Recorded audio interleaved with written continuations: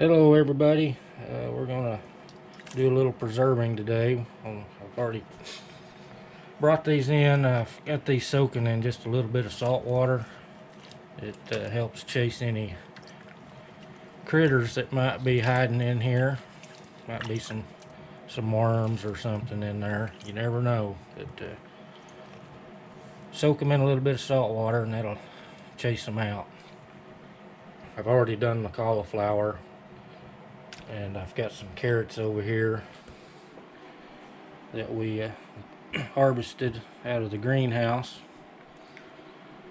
We're going to be doing, we're going to blanch these and then shock them in cold water to stop any of the cooking process. And we'll lay them out on some baking sheets to put in the freezer to pre-freeze. And then we'll bring them in, put them in some vacuum bags, and seal them up, and they'll be ready to go back in the freezer for later this winter. Here's some of the cauliflower we grew this year, but as you can also see, not every one of them come out perfect. When you tie those leaves up, that makes a good hiding spot for the caterpillars.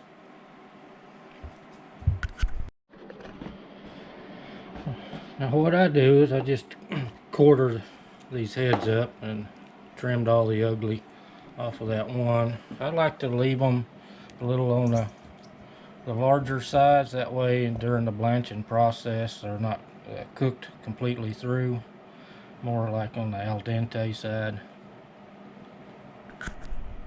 Got my water boiling. I'm going to put this cauliflower and carrots in here for about 1.5 minutes. Now they say 1 to 2 minutes if you look up blanching, but like I said, I like mine, I don't want them cooked all the way through, so I'm just going to go 1.5 minutes.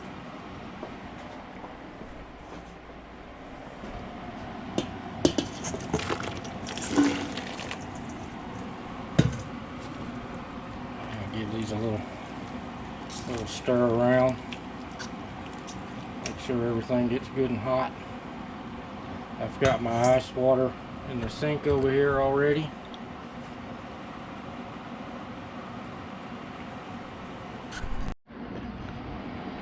Okay, we're just about done with the blanch.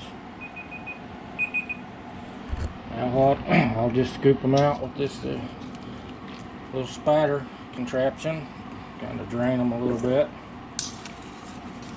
get them out of there as quick as you can. The longer they're in there, the more they're going to be cooking.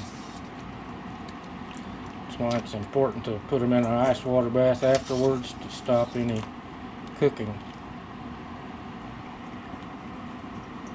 I only do about 2 heads of cauliflower and 2 heads of broccoli at a time, because that's fills up my trays nicely and don't take up a lot of space in the freezer to pre-freeze these.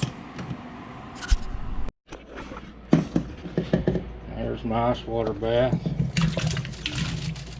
Just want to get those chilled down. I use this strainer in the sink. Makes it easier to get them out of the water, get those all cooled off. And when you get them all cooled off, they recommend you put them on a tray and pat them dry with some paper towels or something. But I do things a little bit different. I figure it gets about as much water off of them as a paper towel. But getting those cooled down. But what I use is a salad spinner.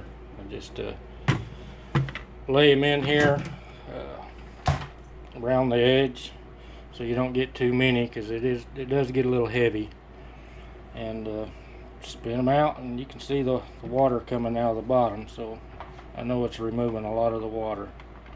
It's a little more physical work, but it all works out in the end. Okay, this tray is ready to go to the freezer to pre-freeze these, because I am going to put them in vacuum bags and I don't want these mashed. So if you pre-freeze them, they're not all frozen together for one thing, and then they're not going to get smashed when you run them through your vacuum sealer. I know most of the vacuum sealers have the ability to, stop in the middle of the vacuum and seal, but I want to try to remove as much air as possible. You want to get these as dry as you can, and it prevents all the extra ice crystals forming on them. This is part of the broccoli stalk. A lot of times you buy your crowns at the grocery store, the stalk's just tough as it can be, but when you home grow it and you can process it the same day, this stuff is tender as it can be. Okay, here's the finished product. It's my mixed vegetables, broccoli, cauliflower, and carrots. And once you take these out of the freezer, you have to go pretty quick, because it don't take long for that broccoli heads to start thawing out. Like I said, I don't want them to be completely mashed going through that vacuum process. It's easy to do. I mean, hardest part's growing the vegetables. But my blanching water, I let it completely cool off, and then I water plants with it. And this one here just happens to have carrots in it, and I'll give these carrots a drink of water. So I try to utilize everything.